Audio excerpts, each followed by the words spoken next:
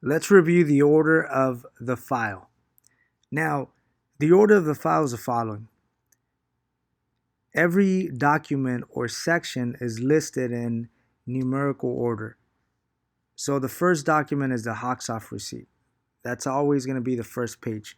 Then you're going to have your checklist. That's your file checklist. Number 3, you're going to have the company's receipt. This is a confirmation of submission.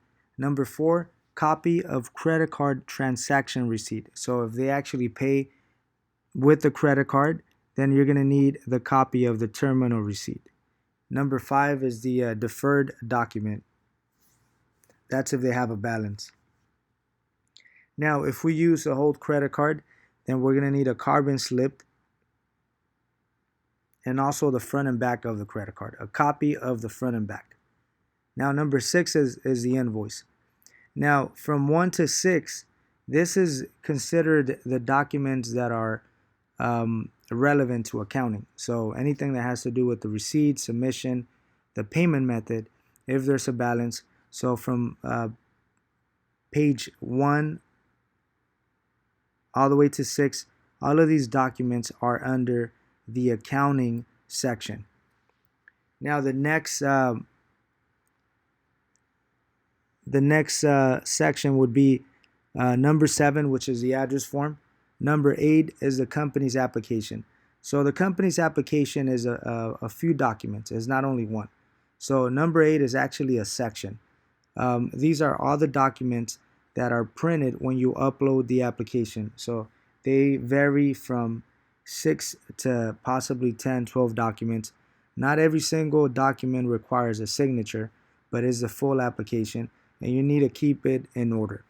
So the full application will be in between the address form and copies of the driver's license, matriculas, registration. Now, number 9. This section may have a few documents. All the copies of the registrations for the vehicles, copies of the driver's license or IDs for all the drivers, any proof of address, proof of residency, any documents, lien holder information, bill of sales, any documents will be under section 9. And then number 10, you have your photos. Number 11 is the 101. So, matter of fact, manual forms, which number 7, number 9, 10, and 11 will be under the manual forms. Now, manual forms are documents that are not printed with the application, and also they're not printed with the broker agreement. So manual forms are forms that are printed separately. So you actually print them, on a one-on-one basis. Forms that are in the drawer, so you may have copies already, or just copies of IDs, registrations, and etc., etc.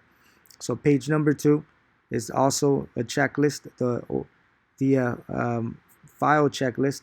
That would be considered a manual form because it's a copy that you're going to have in your drawer. And also the deferred document is also a manual form because it's already printed. But even though the deferred document will be considered part of accounting, is still a manual form. Now, a few other documents, such as a future effective, a no loss, and a manual cancellation, these documents are also manual forms. So I have all the manual forms within this box. So page 2, 5, 7, 9, 10, 11, 25, 26, and 27, based on the number, those are considered manual forms. Now, after the 101, then from 12 all the way to 23, this is the broker agreement. This is the FIS. These are the documents that you're going to print from the Hoxoff. So the broker fee agreement, broker fee disclosure, the disclosure form, a PTP, courtesy notice, auto liability coverages, a disclosure form 2 in case there's more than 2 vehicles, a vehicle certification, matter of fact, the name driver exclusion, vehicle certification, privacy disclosure, policy summary form, a checklist that prints with the broker agreement. Then you have your FSC, future effective, no loss, and manual cancellation. Those 3 documents are usually part of the file only when the policy is a future effective policy. So once again, it's important to keep all the packages or all the sections, which are these sections, in order. Matter of fact, keep them the way they print. So if the application prints a certain way, keep it in that order. If the broker agreement prints a specific way, which is exactly the order that I have on this list, leave them exactly the way they print. Don't shift them around. Keep them together. So literally all you have to do is keep your accounting information, which are the documents that are listed from 1 to 6. Then you have the address form, and then the company's application, some of the manual forms, the whole broker agreement, and then you have a couple manual forms towards the end. So if you keep everything in order from the beginning, it makes it easy to keep everything organized.